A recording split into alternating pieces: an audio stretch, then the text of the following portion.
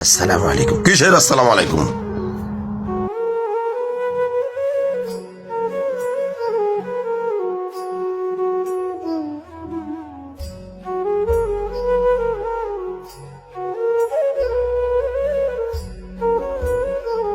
আপনাদের আসার কোনো টাইম হলো এটা? মানুষ ঘরের ভিতরে একটু বিশ্রাম নিচ্ছে আর আপনারা গেটের সামনে এসে দাঁড়িয়ে রয়েছেন।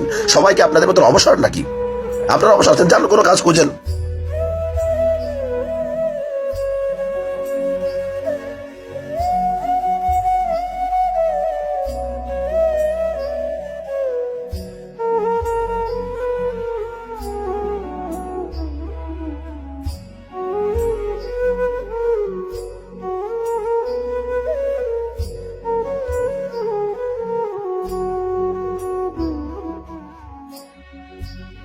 নিশ্চয়ই আল্লাহ ধৈর্যশীলদের সাথে আছেন।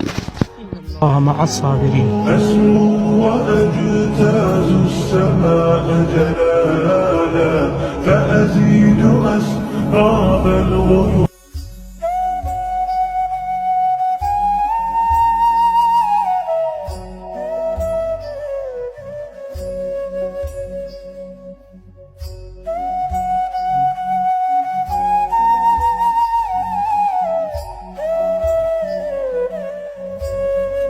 আমির সাহেব, আপনি কেন তার কথার জবাব দিলেন না? আপনার তো বলা উচিত ছিল তাবলিগ কোনো অবসরপ্রাপ্ত লোকের কাজ নয়। পুরো পাকিস্তানে আপনার 22টা রেস্টুরেন্ট রয়েছে, আপনার বড় একটি ফ্যাক্টরি রয়েছে। দানিয়াল ভাই সম্পর্কে বলতেন সে একজন পুলিশের সার্জেন্ট। আপনাকে বলা উচিত ছিল যে তাবলিগ অবসরপ্রাপ্ত লোকের কাজ নয়। ফরহান ভাই, টাকা পয়সা দিয়ে যদি তাকে ইমপ্রেস করতাম তাহলে হয়তো তার দিলের মধ্যে দিনের মোহাব্বত পয়দা হতো না। আর টাকা পয়সা দিয়ে কেন ইমপ্রেস করবো? এগুলো তো এখানেই থেকে যাবে।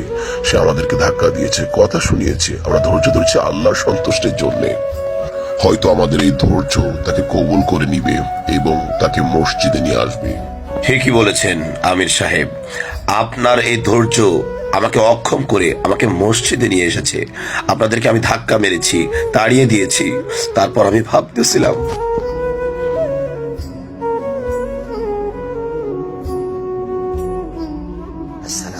কিসের আসসালামু আলাইকুম? আপনাদের আসার কোনো টাইম হলো এটা? মানুষ ঘরের ভিতরে একটু বিশ্রাম নিচ্ছে আর আপনারা গেটের সামনে এসে দাঁড়িয়ে রয়েছেন। সবাইকে আপনাদের মতো অবসর নাকি? আপনারা অবসর আছেন, যান কোনো কাজ খুঁজেন।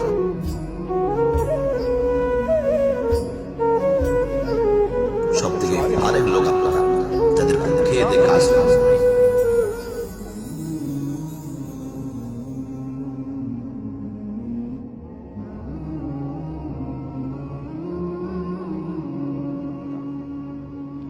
আমির সাহেব, আপনি চাইলে আপনিও আমাকে ধাক্কা মারতে পারতেন, আমাকে মন্দ বলতে পারতেন, আমাকে ইনসাল্ট করতে পারতেন, কিন্তু আপনি সেটা করেননি। আপনি ধৈর্য ধারণ করেছেন।